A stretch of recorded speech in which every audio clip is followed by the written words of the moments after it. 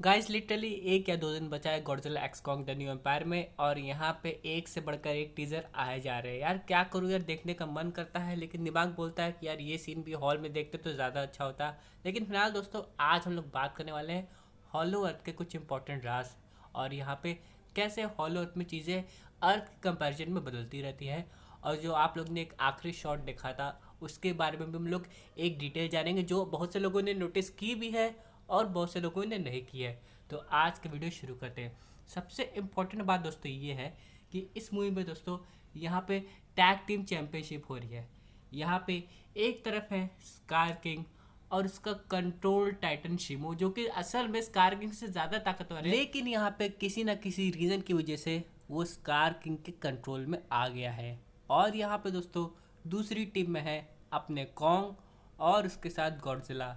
अब यहाँ पे एक दो इम्पॉर्टेंट चीज़ें हैं जो कि बताने वाली है। आप लोगों को याद हो कुछ महीने पहले यहाँ पे एक टॉय लीक आई थी और उस टॉय लीक के अकॉर्डिंग स्कार किंग के पास विप स्लैश के अलावा यहाँ पे एक डंडी थी या फिर कह सकते एक छड़ी थी जिसके ऊपर भी कोई क्रिस्टल लगा हुआ था और वो क्रिस्टल शायद ब्लैक कलर का था।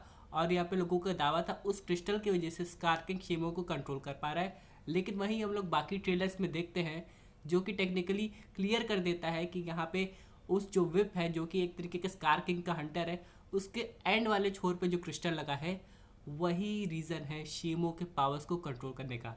क्योंकि दोस्तों अगर आप यहाँ पे ये वाला शॉट देखेंगे तो आप लोग समझ जाएंगे कि आखिरकार स्कार किंग शीमो को कैसे कंट्रोल कर पा रहा है। लेकिन यहाँ पे हॉलो से रिलेटेड कुछ और नई लीक्स आई है जो कि सुनने में काफ़ी ज़्यादा इंटरेस्टिंग है। आप लोग को याद होगा जब यहाँ पे लोग हॉलो अर्थ में जाते हैं तो ग्रेविटी कैसे बदल जाती है और हॉलो अर्थ पे अपना खुद का भी सूरज जैसा कहा जाता है और हॉलो अर्थ का वातावरण बिल्कुल अलग है। अब बहुत से थ्योरिस्ट ये मानते हैं कि हॉलो अर्थ बिल्कुल एक पैरेलल यूनिवर्स है जो दूसरी जगह पहुंचा देता है। लेकिन यहाँ के इनके क्रिएटर्स ने पहले रिवील कर दिया है कि हॉलो अर्थ कोई पैरेलल आयाम या डायमेंशन या यूनिवर्स नहीं है बल्कि अर्थ के अंदर का ही चीज़ है उस मॉन्स्टरवर्स में। जिसकी वजह से दोस्तों होता क्या है वहाँ का जो भी लॉज है वो अर्थ के जो सरफेस लॉज है उससे काफ़ी ज़्यादा अलग होते हैं। और यहाँ पे एक इम्पॉर्टेंट चीज़ और रिवील हुई है कि हॉलो अर्थ में जो भी चीज़ है टाइम है वो काफ़ी स्लो गुजरता है जिसकी वजह से जो अपना शीमो टाइटन है उसे हम लोग शायद पहला टाइटन भी कह सकते हैं या one of the oldest Titan कह सकते हैं जो कि आइस एज लेके आया है। वो हॉलो अर्थ में रहने की वजह से काफ़ी ज़्यादा स्लो तरीके से उसके ऊपर टाइम गुजरा है इसलिए वो एज नहीं हुआ है। यानी कि बात करें शीमो की अगर वो गॉडजिला से भी कई लाख सौ साल पुराना है तो यहाँ पे वो काफ़ी बूढ़ा हो जाना चाहिए था लेकिन ऐसा कुछ नहीं हुआ है। और यहाँ पे लिटरली अगर यहाँ पे जो कॉन्ग का मेन घर है वो हॉलो अर्थ है तो अगर कॉन्ग भी काफ़ी समय तक अपने उस हैबिटेट में रहता तो कॉन्ग हम लोग को जो करंट कॉन्ग हम लोग देख रहे हैं उससे ज़्यादा इवॉल्व नज़र आता। लेकिन दोस्तों कॉन्ग का जितना भी टाइम है वो अर्थ के सरफेस पे जिसकी वजह से उसका जो डेवलपमेंट है वो हॉलो अर्थ के कॉन्ग से काफ़ी गुना अलग है। और यहाँ पे रियल चीज़ हम लोग को मूवी देखने के बाद ही पता चलेगी कि जो हॉलो अर्थ के कॉन्ग से जो कि अभी स्कार किंग की बात मान रहे डर की वजह से वो कॉन्ग से कितने ज़्यादा डिफरेंट है स्ट्रेंथ लेवल में। क्योंकि हम लोग बात करें कॉन्ग की तो शायद वो अल्फ़ा है और वो स्कार किंग को हरा सकता है। क्योंकि आप लोग ने सीन देखा जब स्कार किंग तंग आ गया था उसको लगा कि कॉन्ग से हरा तब देगा। यहाँ पे उसने टाइटन शिमो को बुलाया। ऊपर से उस समय जो शिमो टाइटन था वो एक तरीके से केज लग रहा था यानी कि वो खुला नहीं था और यहाँ पे पूरी तरह लग रहा था कि स्कार किंग उस टाइटन को इसलिए रखा हुआ है ताकि वो बाकी कॉन्ग जैसे टाइटन को डरा कर रख सके कि नौटंकी किए तो बताएंगे तुम्हें बेटा। और यही चीज़ वो दिखाता है कि स्कार किंग क्या कुछ कर सकता है। और फिलहाल दोस्तों अभी हम लोग रीसेंट टीजर की बात करें तो यहाँ हम लोग स्कार किंग को देख सकते हैं वो बाकी जितने भी एप्स है उनसे कितना ज़्यादा लंबा लग रहा है। प्लस अगर आप लोग स्कार किंग के एकदम राइट साइड में देखेंगे तो वहाँ पे हम लोग को टाइटन शेमो दिखाई दे रहा है और इस समय वो केज नहीं है। और यहीं पर दोस्तों ये एक मोमेंट हो सकता है जब स्कार किंग प्लान कर लिया हो कि वो हॉलो अर्थ से बाहर आने वाला है हर कीमत पे।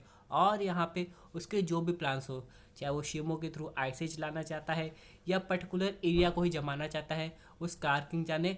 लेकिन हाँ स्कार किंग कॉन्ग की वजह से अर्थ के बाहर के एटमॉस्फेयर को या फिर के अर्थ के सरफेस को ठीक से समझना चाहता था।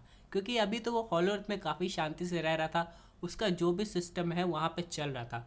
लेकिन जब से उसने कॉन्ग को देखा और ह्यूमंस को देखा तब यहाँ पे स्कार किंग को ये लगा अगर ह्यूमंस और कॉन्ग आके उसकी टेरिटरी में इंटरफेरेंस क्रिएट कर सकते हैं तो वो उनकी टेरिटरी में क्यों नहीं आ सकता। यानी तब तक तो वो शांत था लेकिन अब उसके सर से पानी ऊपर चला गया है और अब यहाँ पे वो ह्यूमंस को सबक सिखाने के लिए उनके सरफेस पे आ रहे हैं अपने टाइटन शेमो के साथ। लेकिन उससे पहले मुझे लग रहा है कि इतना टीजर उजर देख के कि इन लोग की पहली फाइट यहाँ पे अंदर होगी और दूसरी फाइट बाहर होगी, ये टीजर ट्रेलर में साफ पता चल रहा है। क्योंकि एक फाइट हम लोग हॉलो अर्थ के बीच में भी देख सकते हैं, जहाँ पे ये स्क्रीनशॉट उस बात का सबूत है। जहाँ तक मुझे लग रहा है कि ये एक सेकंड राउंड है कॉन्ग और स्कार किंग के बीच में, क्योंकि कॉन्ग के हाथों में वो जो इन्फिनिटी गॉन्टलेट जैसा चीज़ है वो है। अगर आप लोग नोटिस करेंगे जो एक टीजर में जब कॉन्ग को ये चढ़ाया जा रहा था तो उसमें ग्रीन कलर का कुछ केमिकल जैसा चीज़ था, जिससे कॉन्ग को शायद हीलिंग फैक्टर उसका ठीक हो गया, उसको कॉन्ग को ताकत मिल गई जो भी हो। लेकिन उसको पहनने के बाद कॉन्ग को काफ़ी ज़्यादा एनर्जी आ गई थी। वही बात करें हम लोग उस छड़ी की जो स्कार किंग के पास थी उस लीक टॉय में, वो स्टिक हम लोग देख सकते हैं जो कि उसने छड़ी में लगाई है।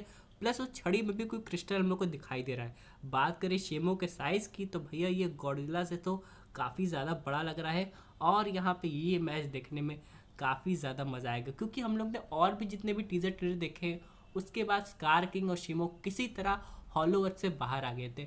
तो यहाँ पे एक सिंपल थ्योरी लगाई जाए तो पहले यहाँ पे कॉन्ग गया था, जहाँ पे उसका सामना स्कार किंग से हुआ, फिर शेमो से हुआ, फिर कॉन्ग को ग्लव्स लगा, फिर कॉन्ग ने गॉडजिला को बुलाया, गॉडजिला और कॉन्ग स्कार किंग को फेस करने हॉलो अर्थ में गए, जहाँ पे उनकी बैटल शेमो से हो गई। और यहाँ पे कॉन्ग और गॉडजिला का काम ये था कि किसी तरह स्कार किंग और टाइटन शेमो को हॉलो अर्थ से बाहर ना जाने दे। लेकिन वो ऐसा नहीं कर पाए, यानी कि शायद वो मैच हार गए और बाद में वो लोग बाहर आ गए।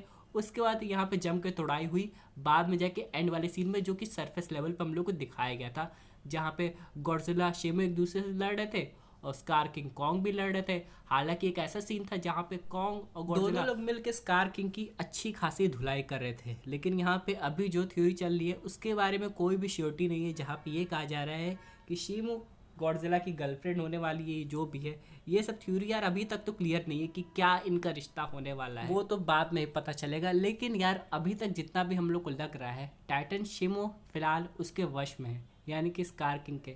शायद शैतान मूवी की तरह स्कार किंग ने भी यहाँ पे शेमो को कोई लड्डू उड्डू खिला दिया होगा। लेकिन फिलहाल दोस्तों यहाँ पे अगर सबसे बड़ा सवाल ये है कि शेमो की कॉन्शियसनेस या फिर कि हम लोग शेमो की फ्री विल उसके पास वापस आती है, तब वो कैसे रिएक्ट करता है। क्या वो गॉडजिला का साथ या फिर वो कोई एक ऐसा कदम उठाने वाला है, या फिर मैं कहूँ उठाने वाली है, जिसके बारे में ऑडियंस सोच भी नहीं सकती है। फिलहाल दोस्तों ये अब तक की सबसे हाइप अप मूवी लग रही है गॉडजिला वर्सेस कॉन्ग के बाद, क्योंकि यहाँ पे टैग टीम मैच हो रहा है पहली बार। ऊपर से अभी तक श्योरिटी नहीं हुई है क्या इस मूवी में पोस्ट क्रेडिट सीन दिखाया जाएगा कि नहीं, क्योंकि यहाँ पे अर्ली लीक्स की बात करें तो कहा जा रहा था इस मूवी में कोई पोस्ट क्रेडिट सीन नहीं है, जिसकी वजह से ऑडियंस इसलिए निराश हो गई थी, क्योंकि ऑडियंस को इसके नेक्स्ट प्लॉट स्टोरी की हिंट नहीं मिलेगी आगे जाके कौन सा प्लॉट हम लोग को मोस्ट ऑफ अस में देखने को मिलने वाला है और मोस्ट ऑफ अस कैसे जाके एक नई एंड गेम लेवल की मूवी बना सकता है। हाँ, ऑडियंस को यहाँ तक की उम्मीद है कि मोस्ट ऑफ अस काफ़ी आगे जाएगा और ऐसा हो भी रहा है। अब तो पूरी तरह डिपेंड करता है फ्राइडे वाली रिलीज पे कि आगे इसकी कहानी कैसे दिखाई जाती है।